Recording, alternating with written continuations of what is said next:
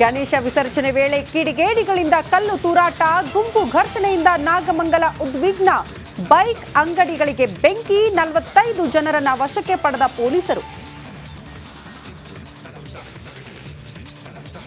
ಕಿಡಿಗೇಡಿಗಳ ಕೃತ್ಯದಿಂದ ವಿಶೇಷ ಚೇತನನ ಬೈಕ್ ಭಸ್ಮ. ಪರಿಹಾರಕ್ಕಾಗಿ ಸರ್ಕಾರಕ್ಕೆ ಬಡ ವ್ಯಾಪಾರಿಯ ಮನವಿ. ಪುಂಡಾಟ ಮೆರೆದವರಿಗೆ ಕಾದಿದೆಯಾ ಶಾಸ್ತಿ?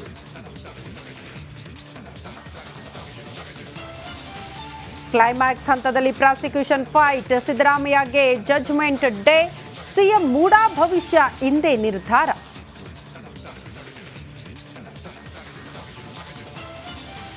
ಇಂದು ದಾಸನ ನ್ಯಾಯಾಂಗ ಬಂಧನದ ಅವಧಿ ಅಂತ್ಯ. ವಿಡಿಯೋ ಕಾನ್ಫರೆನ್ಸ್ ಮೂಲಕ ಕೋರ್ಟ್ಗೆ ಹಾಜರು. ವಿಚಾರಣೆ ಬಳಿಕ ಪತ್ನಿ ವಿಜಯಲಕ್ಷ್ಮಿ ಭೇಟಿ ಸಾಧ್ಯತೆ.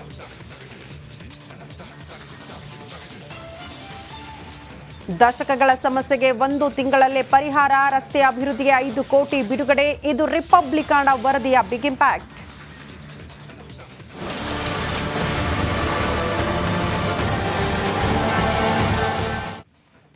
ಗಣಪತಿ ವಿಸರ್ಜನೆಯ ವೇಳೆ ಕಲ್ಲು ತೂರಾಟ ಆಗಿದ್ದು ಮಂಡ್ಯದ ನಾಗಮಂಗಲದಲ್ಲಿ ಉದ್ವಿಗ್ನ ಪರಿಸ್ಥಿತಿ ನಿರ್ಮಾಣಗೊಂಡಿದೆ.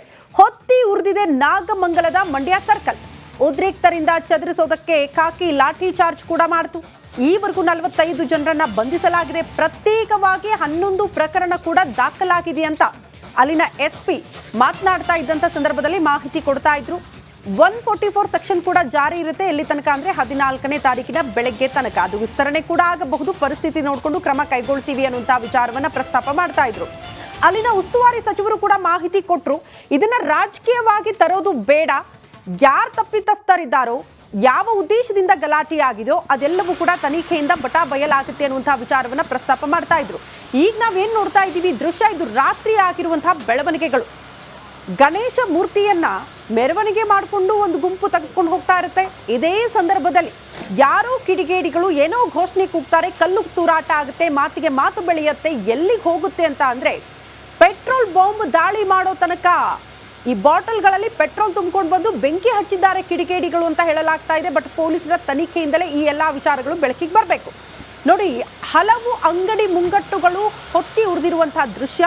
ಇದರಲ್ಲಿ ಹಲವು ವಾಹನಗಳು ಕೂಡ ಜಖಮಾಗಿದೆ. ಈಗ ತಾನೇ ಮಾಹಿತಿ ಕೊಡ್ತಾ ಇದ್ವಿ, ಒಬ್ಬ ವಿಶೇಷ ಚೇತನ ತನ್ನ ಬೈಕನ್ನ ಕಳೆದುಕೊಂಡು ಪಾಪ ಅಂಗಲಾಚಿ ಬೇಡ್ಕೊಳ್ತಿದ್ದಾರೆ, ಸರ್ಕಾರಕ್ಕೆ ಮನವಿ ಮಾಡ್ಕೊಳ್ತಿದ್ದಾರೆ, ದಯವಿಟ್ಟು ಸಹಾಯ ಮಾಡಿ, ಅದನ್ನೇ ನಂಬ್ಕೊಂಡಿದ್ದೆ ನಾನು ಅಂತ.